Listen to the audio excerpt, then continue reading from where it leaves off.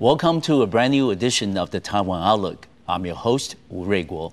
On today's program, we're going to be discussing with a very special guest who is the CEO of the 21st Deaflympics in Taipei, Dr. Sheng Deaflympics, who will share with us all the detailed preparations in organizing a major international sporting event in Taipei. Welcome, Deaflympics, to our program. Thank you for inviting me. Yes. Well, let's start off with something very big on the program itself. We know this is the first major international sport that's ever been held in Taipei, Taiwan.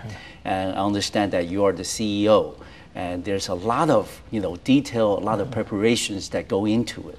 Can you tell us a little bit about the Deaflympics game and how is that compared to the regular Olympics that we know so well? Okay. Deaflympics is one of the 5 Olympic games recognized by the International Olympic Committee. So the 5 of them are the one that we all know: Summer Olympics, Winter Olympics. That's the ordinary Olympics that we all know. And then there is Paralympics. It's for those paralyzed athletes to attend. Physically handicapped. Right. And we have a Special Olympics. It's for the mentally retarded person to compete. And we have the Youth Olympics. It's actually never held before. The first Youth Olympics will be held next year in Singapore. In Singapore? Right. And then we have Deaflympics. It's for the deaf and hard of hearing athletes to compete.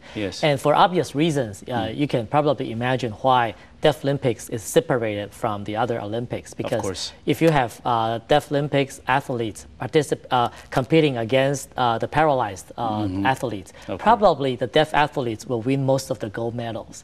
So it's probably fair to have a separate Olympic event for the deaf athletes. Yes, and also we understand this is a very major sporting event internationally. How did Taipei come about, gaining the bid, winning the bid to host the 21st Deaflympics in Taipei? From what I was told, it was back in 2003, where Taipei won the bid. Well, actually, when President Ma was the mayor of Taipei. So at that time, the deputy mayor Bai, he led a group I think to Belgium to bid for the game.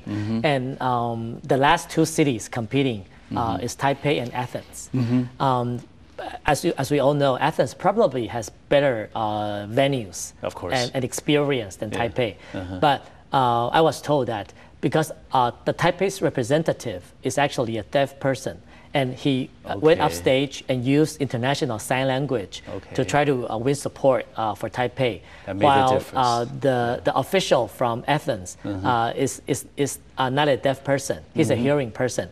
So he went up there and spoke with his mouth and has a translator to help him translate. And most of the executive committee members who has the right to cast their votes are actually deaf people. So they felt the closeness with the representative from Taipei. From what I heard, that was one of the most important reasons that actually Taipei won the bid. Okay. And when did you become the CEO for the organizing committee? About 2 years ago. Yes. I can imagine there was a lot of work from the beginning for you. Can you also tell us then a little bit about the specifics of the game? For example, when it's going to be held, and how many athletes do we expect, and how big is the delegation from Taiwan? It's going to be held in September 5th for 11 days, from September 5th to September 15th.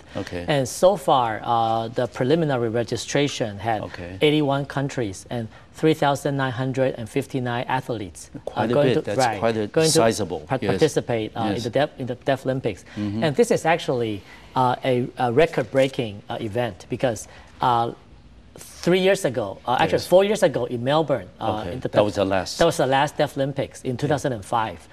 There were only about 2,000 athletes participating. So we almost doubled the number of participants in 4 years. So the headquarters is really quite happy about our efforts and our marketing skills to attract all these athletes to Taipei. And it is actually a very tiring process, as you can imagine. We have 20 sports, and the athletes will be competing in 29 different venues. So that's all in the vicinity of Taipei and Taipei County. Taipei County, the furthest to Hsinchu County and Taoyuan County. But most venues are concentrated in Taipei City and County. Okay, so how big is the Taiwan delegation this time? We have about a little more than 100 athletes. Okay, and they're going to be competing in all 20 different sports, or just some of them? Not all of them. From what I remember, we are pretty good in track and field. Okay. Yes. We have actually star athletes who won the gold medal in decathlon in Rome. Okay. And we also our women athletes are good in swimming, and we have athletes very good at table tennis. Yes. And bowling. So these are some of the events that we think that they might be able to win the gold medal for us in Taipei. And for those of us watching at home, including myself, here in the studio with you, our question is, what's the ticketing policy? Can we get tickets to the games? We actually welcome everybody to come. So we don't sell tickets to the game, so everybody is welcome. Okay, so it's open. It's policy. open. It's open. But we do sell tickets for opening ceremony. Okay. Our opening ceremony will be really special. Yes. We're really lucky to have invited director Stanley Lai Zhenchuan. Yes. He's very well known. Right. He's our art director. Okay. And actually, his whole team has devoted almost 2 years into this preparation. Okay. We will have probably around 4,000 performers. That would be a historic event in Taiwan's sports history.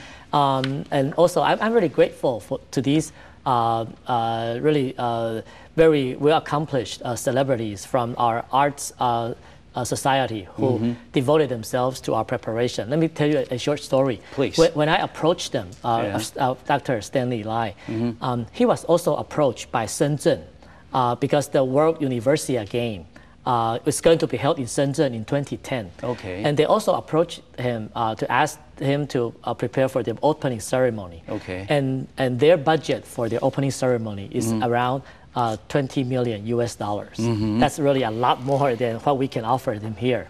And but upon consideration, he thought that he's a Taiwanese. He really wants to do something for Taiwan. So he's really he's willing to work with a lot less budget.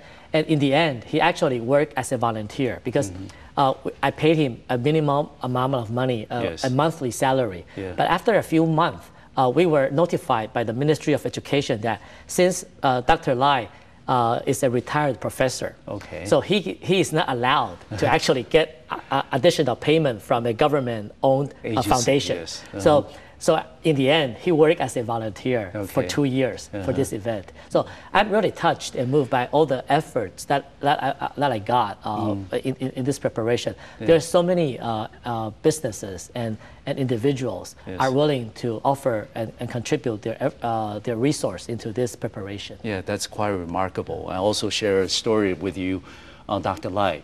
Dr. Lai received his PhD from University of California, Berkeley. That's my alma mater. And then when I was an undergraduate there, he was one of my TAs.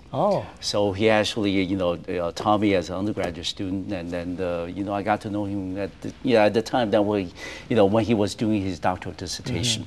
So I know him fairly well, and I'm glad that he was able to take part in this very meaningful Really a person with ideal. Yes, he's got a great vision about Taiwan's, future creative community. And also going back to the game itself, we understand that, with 3,000 plus athletes coming in, and then their families and friends will be traveling with them as well.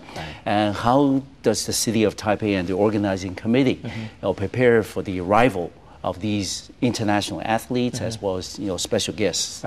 According to past experience, one athlete will probably, on the average, bring along with him one friend or family. Of course. So we have 4,000 athletes coming. And that means we probably have to also prepare for 4,000 spectators, friends and families coming along. And also with the team officials, there's about 1,500 team officials. So we're looking around 10,000 visitors during September. Now we have about 40 hotels that we already signed contract with. So we're trying to accommodate these athletes and their friends and families in these hotels. And one special thing is that these athletes, they're actually paying for themselves. Okay. So we help with the administrative coordination. With arrangements. Right. But they're booking the hotels by themselves, and they're paying the hotels by themselves. And this is really a massive engineering process. Of course. So we actually just had a long meeting this morning about transportation. What is our detailed transportation plan? Of course. And also we have to coordinate with the police. Okay. And we also have to coordinate with the immigration offices so that the team officials as well as the athletes can come in visa-free. We offer visa-free entry to these visitors. Yes. So there's really a lot of work. And I'm really grateful that the central government as well as the local, even at the precinct level, everybody is really motivated to be a good host to these visitors. Yeah, this is of course one of the first times in Taiwan's history that a major city like Taipei has ever held a major international sporting event. I think the whole country and the whole world is watching. And we're going to take a short break, and when we come back to the Taiwan Outlook, we will continue this conversation with Dr. Sheng Deaflympics, who is the CEO of the organizing committee for the 21st Deaflympics in Taipei. We'll be right back.